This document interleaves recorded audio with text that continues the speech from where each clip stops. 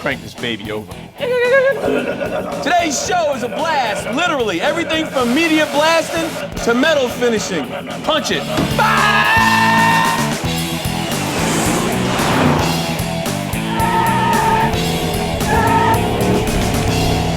Hey everybody, this is a show about wicked excess. We're talking hardcore American muscle car, American brawn. Oh yeah, like Torinos, Chevelles, Goats, and of course, the Mopars, like our 70 Challenger here. We started with this semi-complete 70 Dodge Challenger, one of 7 from the movie Too Fast, Too Furious. Bad movie. Great car. With some help from Ian and Jesse from our sister show, Extreme 4x4, we were able to get this entire body stripped down and ready for media blasting. We brought our Challenger to Watertown, Tennessee, and blast from the past. One reason, virgin sheet metal, baby. Fresh metal, that's what we want to see. Media blasting gets rid of decades of wax, paint, and rust, you name it. That stuff's out of there. What they use is crushed glass, 40 to 60 grit for the rough stuff, and a fine 100 to 120 grit for the top side, which leaves a real slick finish. Speaking of slick, this guy's name here is Heavy Duty, and man, he loves this stuff. I've been doing this for 30-something years, and it puts goosebumps on me today, just like it did 30-something years ago when I started blasting one of these. I don't know if it's goosebumps or tears. You think our fenders are straight? Think again. Look at that fillet being ripped away and all the holes that someone drilled in our valuable Challenger to pull those dents. We'll fix that with some new sheet metal. And for you guys at home, serious about your restoration, media blasting is the only way to go. It's like you're taking something old and you're making it new again.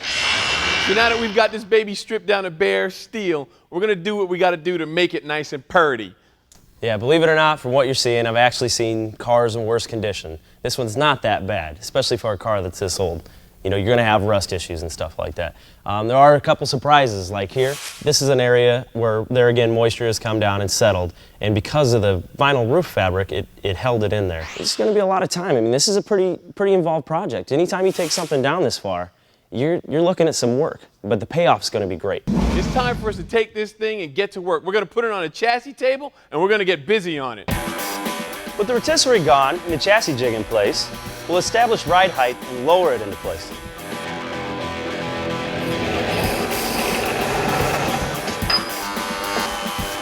Welding some stanchions between the body and the jig will keep it level and true. Plus, it's a good way to determine all of your clearances and attachment points for things like suspension, oil pan, exhaust, and anything you can tear off when it's mounted too low. We know not all of you have room for a frame table like ours, but you could use jack stands and some anchor points in your floor, and you can get the same thing accomplished. This part of the jig represents the ground. We're going to reference this point through the entire build. Now, this car is going to be on here until we have suspension under it, and it's a roller. The reason you want to hang all these parts is to ensure that the gaps and the seams line up the way they're supposed to. See, we're a little tight, which is good. Right. Because then all I got to do is grind and edge weld instead of trying to add to it. And you can really see how the body lines come together.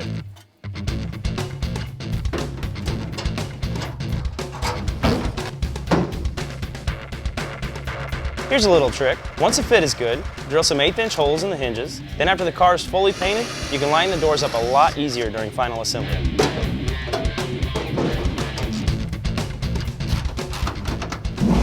Okay, with the body panels in place, we can finally attack some of the problem areas on this thing. Now, rot back here in the window channel is a common problem for these cars. Most body shops are just gonna put filler in there, but to do this right, we're gonna go ahead and replace it with some new metal. Now don't be afraid to cut into your prized possession. This must be done in order to fix the damage. Just remember to cut small pieces one at a time so the job doesn't get too overwhelming. I'll cut a piece of sheet metal and bend it with the brake. To get the piece to fit, we use a shrinker stretcher to curve the metal to fit the window channel. It's now ready to be tacked, grinded, and finish welded. No doubt, this is a big job, but we're looking at it like a bunch of little jobs stacked on top of each other. We're gonna get the entire shell of the car fixed first, and then start with things like the trunk floors and frame rails. Now, before we sent this thing to the blaster, we pulled this little fender tag off. This will tell you everything you need to know about your Mopar. Ours originally had black high-back vinyl seats, 318 two-barrel pushing a whopping 230 horsepower, torque flight 904 automatic transmission, and that fashionable color, plum crazy purple. It had full wrap door panels, and it was built on November 19th, 1969. And the VIN number tells us J is the make, M is the price class, 23 is the body style, G is the engine, O, the model year, and B, the assembly plant in which it was built. And the last numbers tell us that our Challenger was the 98,634th vehicle to roll out of that Michigan plant that year. If any of you guys want to decode your Mopar, we'll have a link on our website after the show. Later on, you want it? Richard Rawlings can get it. We'll go hot rodding with this broker and builder of some of the baddest rides around.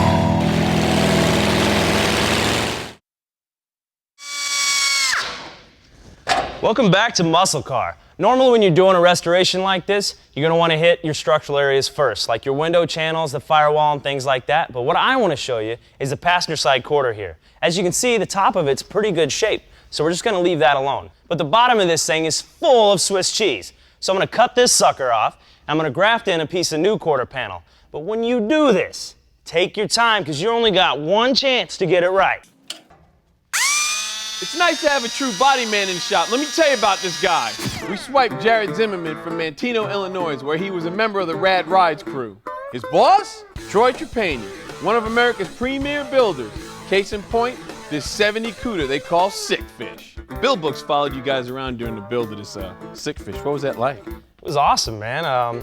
It's the baddest Cuda ever. I got to deliver the car to Joe Rogan. I mean, I slaved on it for 6 months, and then when I finally got to give it to him, he was just pumped, man. All he could say is that the car reminded him of war, because it's just so rowdy. What kind of fabrication work do you do?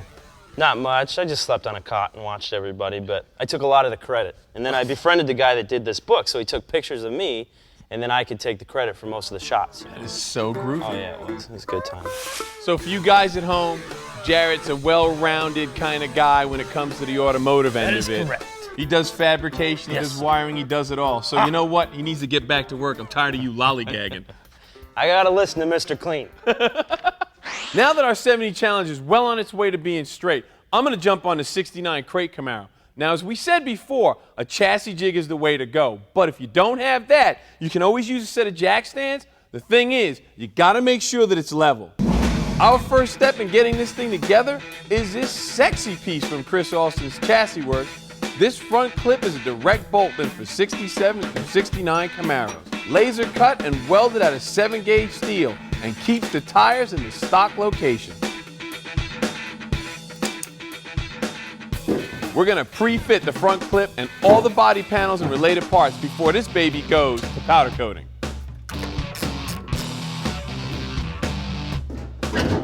You wanna make sure all this stuff fits, because you don't wanna go grinding on that nice powder coating when you put it back together.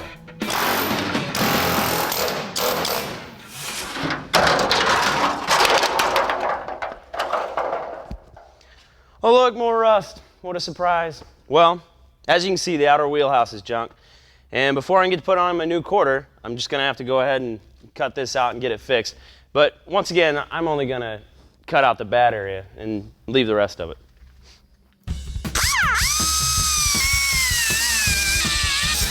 So even though I have a whole new wheelhouse in the shop, cutting and grafting in a section to replace the rot is an easier fix.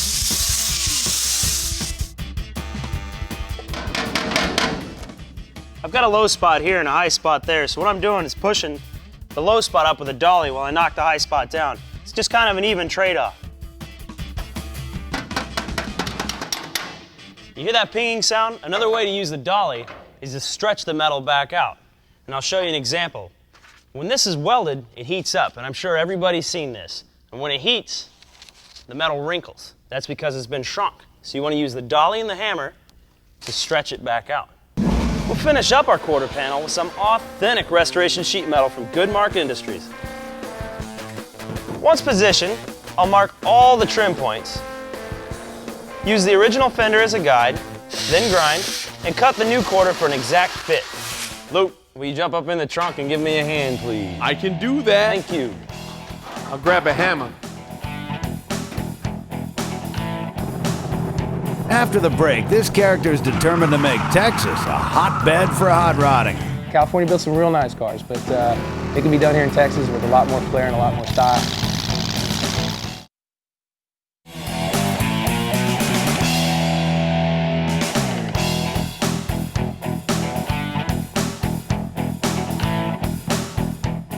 Some people see something like this in a field and they think it's a piece of garbage. But the guys like us, this thing is gold. And there's this cat in Texas, everything he sees is gold. We're a working man's shop. Try to make cars that, number one, you can drive, and number two, are just badass. Scare women and children. Cue montage. What we put in it is attitude. Richard Ray Rawlings. Get it right. No Yugos, no Volkswagen. Don't do that. Don't do it! He's the driving force behind Gas Monkey Garage, the inspiration. I'm just a local guy building badass hot rods. I've been in the cars all my life. I mean, I think I used to tape M80s onto my Hot Wheels and try to see if they'd go faster. I drive down the road every day. Everything I see, I'm like, man, I can do that, I can do this. I think the coolest guy in the world was the first guy to take a boring stock black car in the 20s and do something with it. I'm just rattling, so stop me whenever you want to. This right here is next year's hot rod. This is my project. It's a 1933 Packard Roadster. It's one of only about 9 in the world. I think it's one of only about 4 to exist. It was custom ordered by King Alfonso of Spain so that he could race on the dirt tracks. I'm gonna make it into a hot rod and piss off the purists at Pebble Beach.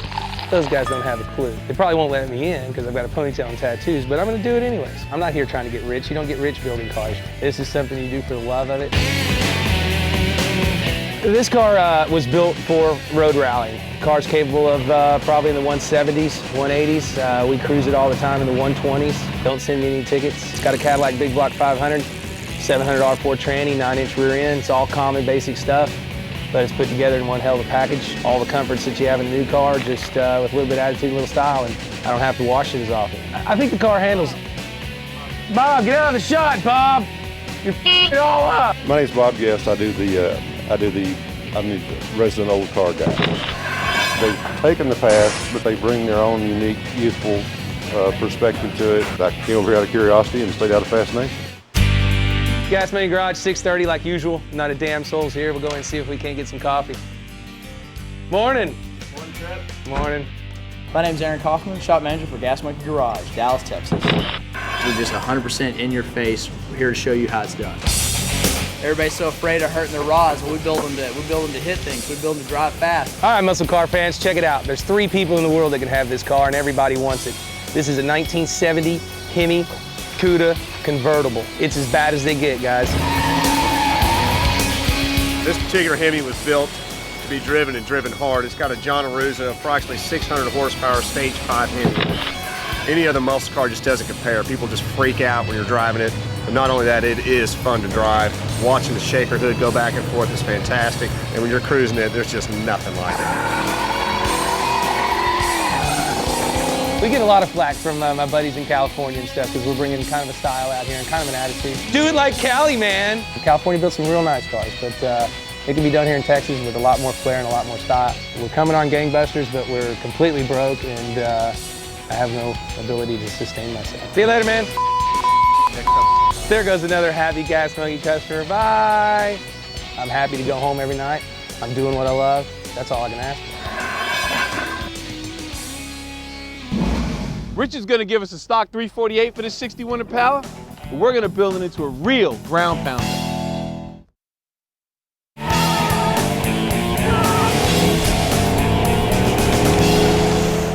Welcome back. The name of the show is MuscleCar, and we got 2 projects going on. Jared's jamming on our 70 Challenger Resto mod. I think we're gonna have to work on those dance moves. Man, they're horrible. And here I am with our 69 Crate Camaro project.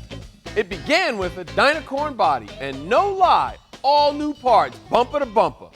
We've mocked up the subframe and the body panels, and everything's going together pretty good. I've already made my series of tacks that are going to hold the panel on. Now I'm going to go back and make a solid weld.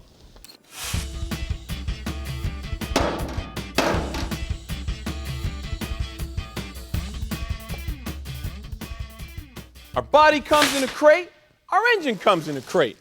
This is the GM Performance ZZ4. Makes a whopping 355 horse. It's got a 354 bolt main, 10-to-1 compression, factory angle plug aluminum heads.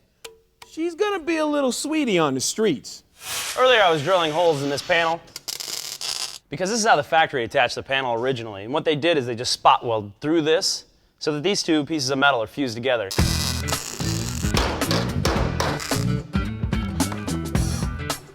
Short bursts with the MIG keep it from getting too hot so you don't burn through the metal and make a hole.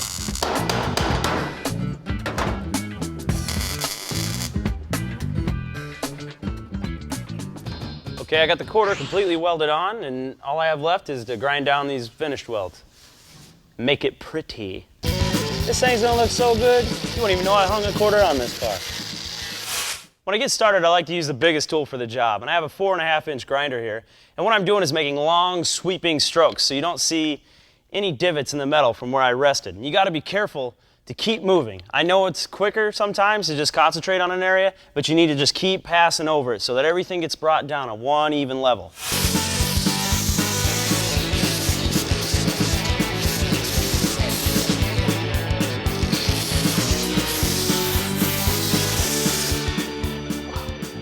What do you think, man? I'm liking it, man. I'm liking it. Cool. Hey, next time you see us working on the Challenger, we're gonna be getting after some rotten A-pillars in the firewall. And on the Crate Camaro, we're putting in the front suspension. Adios. Later.